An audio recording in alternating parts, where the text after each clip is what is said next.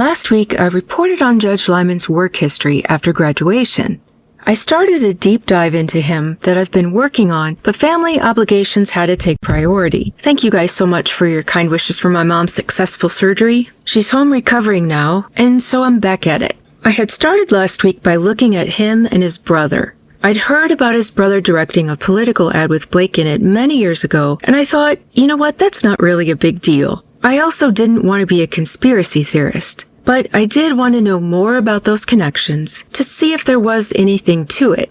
As you may or may not know, Judge Liman had a conflict of interest back in 2020 to 2021 that he did not reveal to the court. It had to do with the case involving Bank of America. He was assigned this lawsuit in April of 2020. He dismissed it with prejudice. Does that sound familiar? In October 2021, 3 months after his wife sold $15,000 of Bank of America stock. No one caught it at the time, but in February 2022, a court clerk alerted parties to that conflict, saying that the ownership didn't affect or impact his decisions. It wasn't clear when Liman learned of the conflict, and the case was reassigned to U.S. District Judge Valerie Caproni. Now, of course, the banks, they didn't think it was a big deal. They didn't think it required recusal or reviving the case. But the appeals court found a legitimate risk that similar violations could undermine public confidence in the judicial process. It was such a big deal that U.S. Supreme Court Chief Justice John Roberts wrote about it in the 2021 annual report on the judiciary, highlighting the need for judges to be vigilant about financial conflicts. I find it very interesting that they blame the wife and say that Judge Liman didn't even realize it. Because in his questionnaire for judicial nominees, when he was under consideration for this judgeship, one of the things he had to disclose on here were his investments. Look what's listed. Bank of America Corp. Lo and behold, did it used to be his and he put it in his wife's name? Or had he sold his and his wife still had some? What's the story? I don't know. But what I do know is that he was aware of this stock because it was on this questionnaire. And we see the amount. It's a very small amount. They said she sold $15,000. That matches up. If you look at J, look at the bottom, 15,000 or less, and T means cash market. Though this amount was so small, and he reported it sold, his ruling was thrown out and the case had to come before a different judge. So keep that in mind. It was one investment for very little money. Now, before we move on to the rest of his investments, let's talk about why I mentioned his brother. As I said, he filmed a political ad with several young actors, including Blake Lively, and it was some time ago, and I felt it really had absolutely no connection to this. But I wanted to investigate his brother a little bit more just to see if there was something there.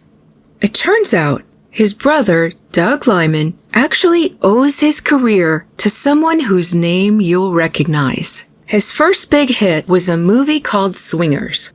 We see the movie was made for $250,000, which isn't much for a movie budget, but it was sold for $5 million.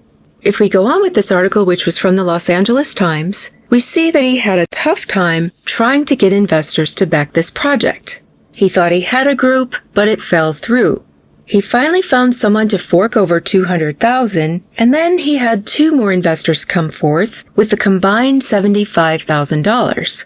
He refused to reveal the names of the investors, but he made sure to let everybody know that his father, who was a powerhouse New York attorney, Arthur Liman, was not one of those investors. He made it clear he did not give a cent. The only support he gave was to help me draft the limited partnership agreement to raise the money. My dad's been my personal advisor through this entire production. So, who are these undisclosed people? Could one of them have been Judge Liman, his brother, who is making good money at a New York firm? I guess we'll never know. But when the film was completed, Miramax came with a very aggressive manner wanting to buy it. They offered $3 million, but Doug didn't think that was enough. Executives from the New York-based distributor took the filmmakers out to dinner the next night. As the print was being shipped overnight to Miramax chief, Harvey Weinstein. Harvey called all of us early Saturday morning and said, "I really want this movie." By the end of the week, Weinstein and Kerry Woods, who has a production deal with Miramax, had creative artist agencies John Tack working 2 phones during his Monday night dinner at Morton's, trying to cinch a deal with Liman and Simpkins. Over the course of 2 hours, with phone calls back and forth that also included Liman's agent, Adam Cantor, the agreement was worked out. So, folks, it was none other than Harvey Weinstein that gave Judge Liman's brother his start. Things that happened during this lawsuit. Number 1. On April 9th, in a statement issued to Vanity Fair, a representative for Weinstein clarified his earlier comments about Baldoni versus Lively legal dispute. Remember, at first, they tried to say he was supporting Justin, and of course, all the Blake supporters went off on that. Only to find out, when Harvey himself actually spoke, what did he say? He said he's not familiar with the details and has only ever had the kindest, warmest interactions with both Blake and Ryan. His support was with them. Could Harvey have been signaling to Judge Liman, reminding him that he's the one who launched his brother's career? We'll never know that either. Things that happened during this lawsuit. Number 2. When we talked about Judge Liman's career last week, I mentioned that he clerked for a judge in the Court of Appeals and a justice in the Supreme Court. I also mentioned that he worked at the NAACP. Now, we all remember why Blake was nominated for Time's 100 Most Influential People.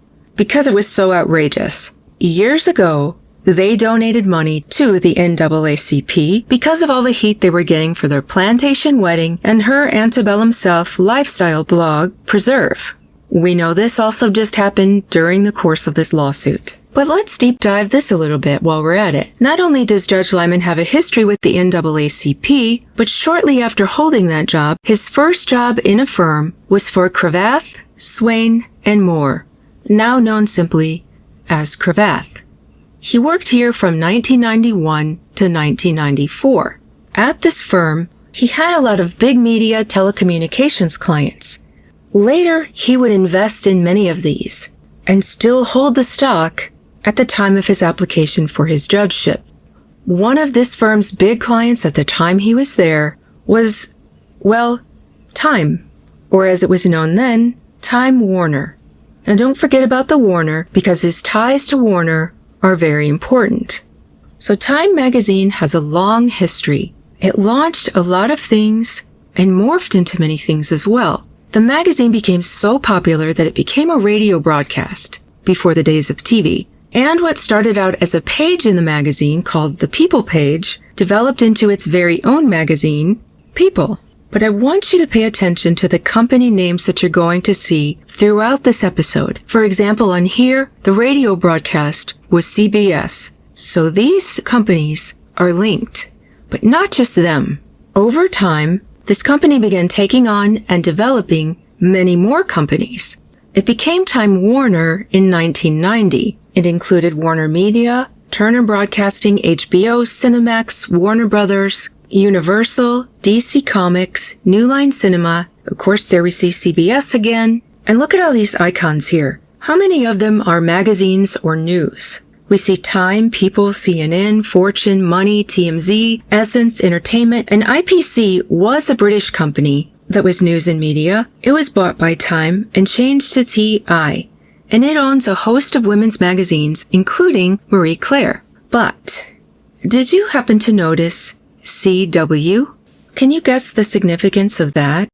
If we look at their list of most watched shows, number 9 is Gossip Girl. Ta-da! Another huge client of his when he was at this firm was AT&T. It ends up globbed in with Time Warner in 2016. It is the largest and controlling shareholder of Time Warner that was rebranded as Warner Media in 2018.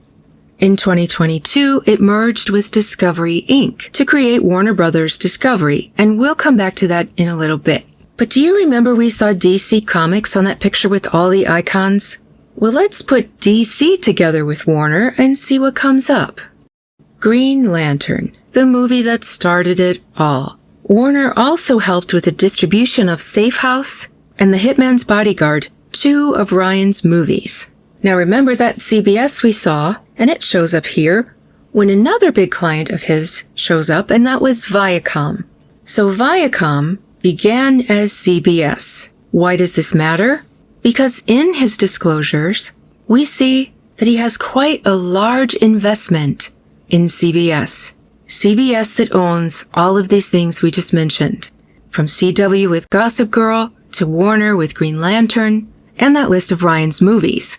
Now this time, if we look under M, it's between 100,000 and 250,000. So this is a healthy chunk of stock owned by the judge who's overseeing this lawsuit that so far has ruled many things in Blake's favor, including this latest one where he ruled against Jed Wallace because he said it would jeopardize Blake's case. Never mind, he stripped all that stuff away from Justin. He didn't think about what it might do to Justin's case, but it was just one more ruling that got people wondering, what's up with this judge?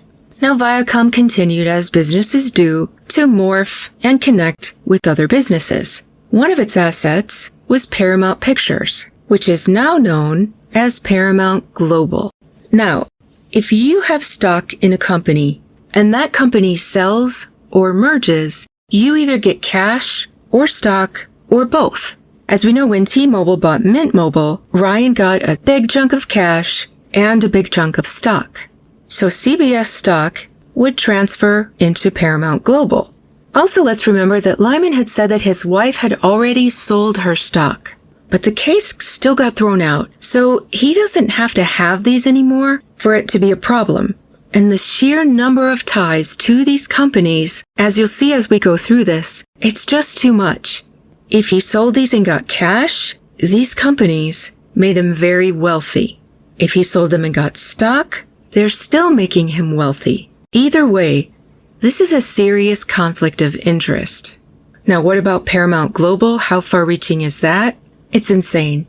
I didn't even show the international things. This is just here in the United States. It's so many channels. But it went on to merge with Skydance in a huge transaction. $8 billion. That means if Judge Liman still owned this stock, he would have gotten a portion of that, either in cash or stock or both. Know what's Skydance? Now, Skydance, it's just too wild to even try to list here because they co-produce with so many other production companies. It's really so many things. And you know, it's one thing to say, well, I have this stock, but I don't really pay attention to it. Here's the thing. If you're affiliated with this many companies in Hollywood, you really should recuse yourself from taking on any kind of Hollywood case. It's just too much. Another Paramount production is Blake's movie, The Rhythm Section. It's also their biggest flop, but that's not the point. The point is, it's very connected to Blake and Judge Liman, and it's not that long ago. Things that happened during this lawsuit, number 3. Now this didn't begin during the lawsuit, but I put it on here because it's still ongoing until well after this lawsuit is scheduled to begin. This is one of the biggest. Paramount Pictures has signed a first-look deal with Ryan Reynolds. This began in 2021, but it was just renewed last year for this multi-year deal that doesn't end until December of 2026. And we know this trial is supposed to take place in March of 2026. So all during this time, if Judge Liman still has this stock, Ryan Reynolds is making him money. What is this first-look deal all about? It covers a motion picture development for all of Maximum Effort's projects. Now you know, this is the name of Ryan's production company, right? This is so directly related. There are already multiple deals in effect as we speak that not only is his production company producing these movies, but Ryan is starring in them. And it's not the only one. There are several projects. It mentions Starter Villain, Gaslight Express, and we know If has already happened. If was the animated feature that Ryan Reynolds voiced, and even Blake Lively had a part in this film. She was the voice of a character called Octopus. This is a problem. Now, after leaving that firm, Judge Liman spent 4 years in the U.S. Attorney General's office, and then joined Cleary, Gottlieb, Steen, and Hamilton. Gottlieb is no relation to Blake's attorney, but that's not the problem. The problem is that while he worked there, Probably the biggest deal his firm dealt with was the $146 billion merger between Sprint and T-Mobile. What do we know about T-Mobile?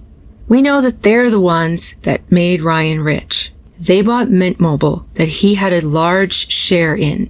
From what I understand, they gave him some $100-something million and the rest in shares that transferred to T-Mobile. And here was Judge Liman taking part in this merger.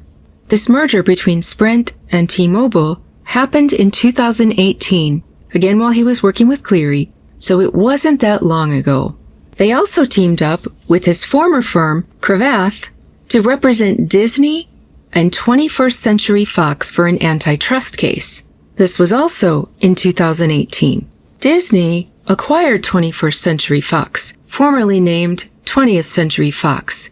These both had a hand in Deadpool. 20th Century Fox made Deadpools 1 and 2, as well as X-Men Wolverine, all of which starred Ryan Reynolds. And then Disney and 20th Century Fox teamed up to make Deadpool and Wolverine. And if you look at those production companies, it was Marvel Studios, Maximum Effort, 21 Labs Entertainment, that's Sean's production company, and it was distributed by Walt Disney Studios Motion Pictures. The first Deadpool was released in 2016. Deadpool 2, 2018. 2018 was the year that Judge Liman was representing Disney and 20th Century Fox. The next year, in 2019, we already saw that Viacom was added to CBS. We know he had stock in CBS when he made this application. We know it's connected to Paramount Global. What else is it connected to? They own an undisclosed stake in Fubo TV. Not only that, also in 2019, they announced that they were adding Discovery Networks. Now what about Fubo? Ryan Reynolds and his production company Maximum Effort teamed up with Fubo in 2024 and created a channel. Now Ryan's channel failed, but he still partnered up with Fubo, who is owned by CBS, who Judge Liman had stock in when he became a judge. Does he still? We don't know. He just had to disclose what he had at the time. We don't have disclosure since then. Now remember, they were adding Discovery Networks, right? Oh, look at that. The first one, CBS. Remember, large stake between 100,000 to 250,000. Discovery, the same amount. These are big stakes, people. Now what do we need to know about Discovery? Uh-oh. Things that happened during this lawsuit number 4. Discovery owns Investigation Discovery, or ID. Remember that very Blake Lively slanted documentary about the case that aired on March 31st? Well, Judge Liman has a big stock in the channel that aired it, Discovery. What else is owned by Disney and Discovery and ABC? National Geographic. Do you know who voiced it? Things that happened during this lawsuit, number 5. Blake Lively voiced it. Things that happened during this lawsuit, number 6. Also related to National Geographic, also related to Disney, also related to ABC, also related to Max. All businesses we've seen so far. Not only that, Maximum Effort, Ryan Reynolds production company. Guess who narrates it? Ryan Reynolds. Guess who owns stock in ABC and Discovery, which owns National Geographic? Yep, Judge Liman. This is supposed to air on June 15th. I believe I heard something about it being delayed. And just maybe they're trying to clean it up after all of the criticism that Ryan's gotten lately. But yes, that brings us up to 6 things that are conflicts of interest that happened during the time period of this lawsuit that can be directly connected to Judge Liman's either past or present financial situation. What else is on here? We have not 1 but 2 Liberty Media. We have K and L here. K can be between 15 and 50,000, and L is between 50,000 and 100,000. So this could be up to 150,000 stock, which is also a pretty good size stock. So what is Liberty Media? Oh, things that happened during this lawsuit, number 7. Ownership stakes in the Formula One group. As of 2025, Liberty Media is set to own 3 global motorsport businesses in the form of Formula One, Grand Prix Motorcycle Racing, and World Superbikes. Guess what? Chicken butt.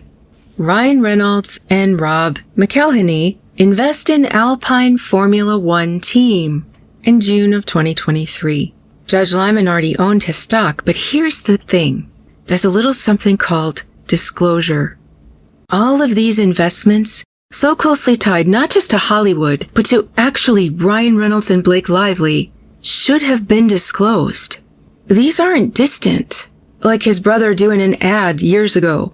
These are things happening during the course of this lawsuit. Moving on, yet another Hollywood investment, Lionsgate. Now this is a small one, it's $15,000, but it's the same amount as the Bank of America's investment that he said was his wife's that she had sold. But the Court of Appeals found that that was close enough to toss out his ruling in the case and cause a whole new retrial. So, this by itself would be close enough. In addition to all the others we've already talked about, and the others that have yet to come. But what does Lionsgate have to do with Blake and Ryan? Uh-oh, a simple favor. It was released on September 14th, 2018 by Lionsgate. Surely he had this stock by then. He knew he had it when he disclosed it. You'd think if someone had this many investments linked to Hollywood and they were going to take on a Hollywood case, they would do a little research. Do I have any connections to Blake with my investments? How quick it was to find this. But that's not all. Things that happened during this lawsuit. Number 8. Another simple favor. Production company, Lionsgate. Now look who it's been distributed by. Amazon Prime Video. Did I see Amazon somewhere? Oh, I did. Amazon is K between 15,000 and 50,000. 50,000's a good amount of money. How much is that up to now? Directly connected to these two? Did you disclose any of this, Judge Liman? Did you not learn anything from the Bank of America case? What else? He also owns stock in Apple. Now that wouldn't be a big deal. A lot of people have stock in Apple, just like Amazon. But there was a big connection with Amazon. Is there a big connection with Apple? Let's see. Well. A Ryan Reynolds movie. Spirited. 2022. Production companies. Apple Studios. And look what else is there. Maximum Effort. Distributed by Apple. So many connections. Things that happened during this lawsuit. Number 9. This movie's not out yet, but it's currently being made. By who? Apple Studios, Skydance Media, we already saw that's connected to Paramount, which is connected to CBS, which Judge Liman has stock in, or had stock in, when he became a judge. Also Maximum Effort, and there we see it again, Apple TV.